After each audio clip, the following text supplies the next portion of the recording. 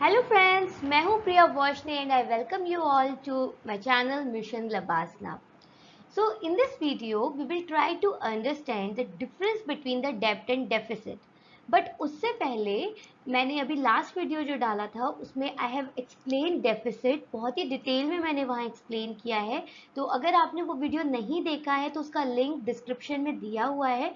I recommend you कि सबसे पहले आप वो देखें, तब आपको ये वीडियो ज़्यादा अच्छे से समझ में आएगी. ओके तो डेब्ट और डेफिसिट यूजुअली हम समझते हैं, नॉर्मली अगर देखेंगे तो लोगों को लगता है कि दोनों एक ही तो चीज़ है. नहीं, दोनों में बहुत बड़ा डिफरेंस होता है. अगर मैं एक सिर्फ इनका ट्रांसलेशन करूं तो डेब्ट का मतलब होता है कर्ज और डेफिसिट का मतलब होता है घाटा. आपको किसी काम को करने के लिए 10,000 रुपए चाहिए लेकिन आपके पास 5,000 रुपए हैं, तो इसका मतलब है कि 5,000 रुपए आपके पास कम है. You are running a deficit of 5,000 rupees. Again मैं बोल रही हूँ, ये डिटेल में मैंने लास्ट वीडियो में समझाया है, यहाँ पे मैं उस पर डिटेल में नहीं जाऊंगी.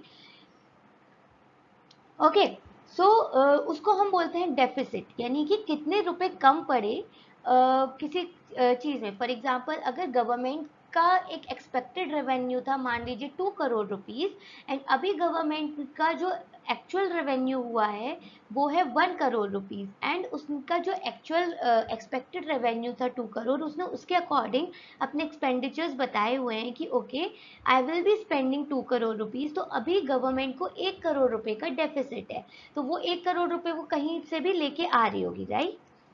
वहीं जब मैं डेब्ट की बात करती हूँ तो डेब्ट का बेसिकली मतलब क्या होता है.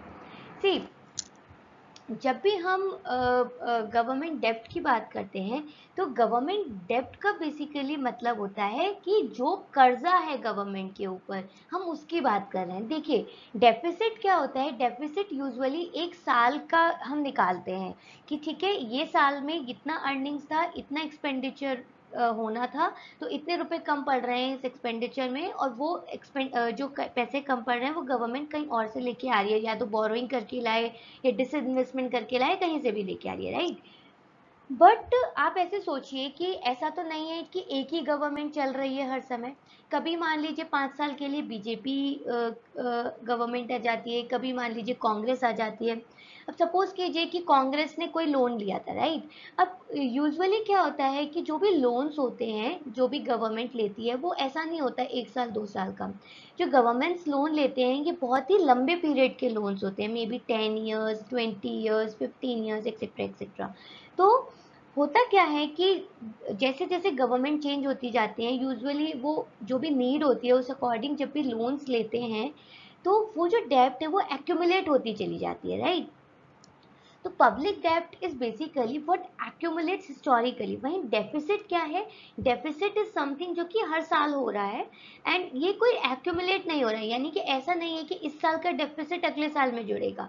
लेकिन हाँ, उस डेफिसिट को पूरा करने के लिए आप जो बोरोइंग लेके आए, वो बोरोइंग तो अगले साल भी रहेगी ना. वो बोरोइंग तो कहीं नहीं जा रही. हो सकता है आप उस पर अगले साल भी इंटरेस्ट पे कर रहे हो, राइट. तो मे बी कुछ बोरिंग्स ऑब्वियसली गवर्नमेंट निकालती है साथ के साथ कि जितना ज़्यादा उस पर हो सके गवर्नमेंट ट्राइज की to repay the loans. But वो जो बोरोइंग आ गया है अभी, राइट, वो तो अगले साल भी रहेगा ना, जब तक आप उसको पे ऑफ नहीं कर देते. तो ये एक बहुत बड़ा डिफरेंस होता है डेफिसिट के बीच में और डेब्ट के बीच में. तो डेब्ट is something which actually accumulates historically.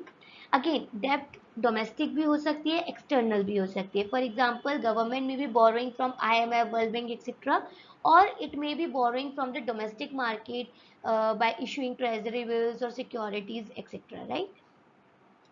So the total amount that the government owes to the public, or you can say the total amount which accumulates historically, domestically or external, from domestic or external sources together, forms the government debt. While deficit is something which occurs year by year, or which occurs in a fiscal year, right. तो I hope आपको ये difference clear होगा कि what is the exact difference between the you can say government debt and the deficit. Now let's see the relationship between the government deficit and the government debt. उससे पहले हम देखते हैं budget balance क्या होता है, राइट। फॉर एग्जांपल अगर आप यहाँ पे बजट बैलेंस की बात करें तो बैलेंस बजट क्या होता है, government revenues minus government expenditures is basically known as the budget balance, right. अगर ये दोनों सेम है, राइट, अगर मान लीजिए दोनों सेम है तो वैल्यू आ जाएगी जीरो, एंड तब हम कहेंगे कि जो बजट है वो बैलेंस रहा, जितना मेरे पास आया उतना ही मैंने खर्च किया, ठीक है, तो उसको हम कहते हैं कि this is the balance budget. But ideal conditions में ऐसा कभी होता, सॉरी, जब बट रियल कंडीशंस में ऐसा कभी होता नहीं है, this is an ideal scenario, right. तो दो केसेस इस केस में बनते हैं, या तो गवर्नमेंट के रेवेन्यू ज्यादा हो रहे होंगे एक्सपेंडिचर से, या फिर आपका जो एक्सपेंडिचर है वो ज्यादा होगा रेवेन्यू से। तो अभी हम फर्स्ट केस देखते हैं। तो हमारा फर्स्ट केस क्या बना, हमारा फर्स्ट केस बना कि ओके, जो गवर्नमेंट के रेवेन्यूज है it is greater than the government expenditure. तो जब हमारे पास ज्यादा पैसा है, मतलब सपोज कीजिए मेरी अर्निंग 10,000 है और मेरा खर्च सिर्फ 5,000 है, तो मेरे पास 5,000 रुपए बचे ना, तो दिस 5,000 इज बेसिकली सरप्लस, जिसको कि मैं इन्वेस्ट कर सकती हूँ या किसी भी दूसरे प्रोडक्टिव काम में लगा सकती हूँ, राइट। तो यूजुअली अब मान लीजिए कि गवर्नमेंट के पास भी जो सरप्लस बचा, उस सरप्लस को यूज करके गवर्नमेंट क्या कर सकती है, अपनी जो ओल्ड बोरोइंग्स है उसको पे ऑफ कर सकती है, which will result into the decrease in the debt, right। अब यानी कि अगर हमारा सरप्लस होता है तो इट में result in the decrease in the government डेब्ट। वहीं अगर मैं बात करूं कि अगर गवर्नमेंट का एक्सपेंडिचर ज्यादा है गवर्नमेंट के रेवेन्यू से, यानी गवर्नमेंट के पास आ 10,000 रहा है सपोज कीजिए, और उसका खर्च है 20,000 रुपए का, यानी कि ये 10,000 रुपए का जो हो रहा है, 10,000 रुपए गवर्नमेंट के पास कम है, government is running the deficit of 10,000 rupees. तो अब इस डेफिसिट को पूरा करने के लिए government will borrow, right. So जब भी डेफिसिट होता है, in order to finance the deficit, government use to borrow, it may borrow from the external market, it may borrow from the domestic market, but it usually borrows, or it may also take the steps of disinvestment, etc., right?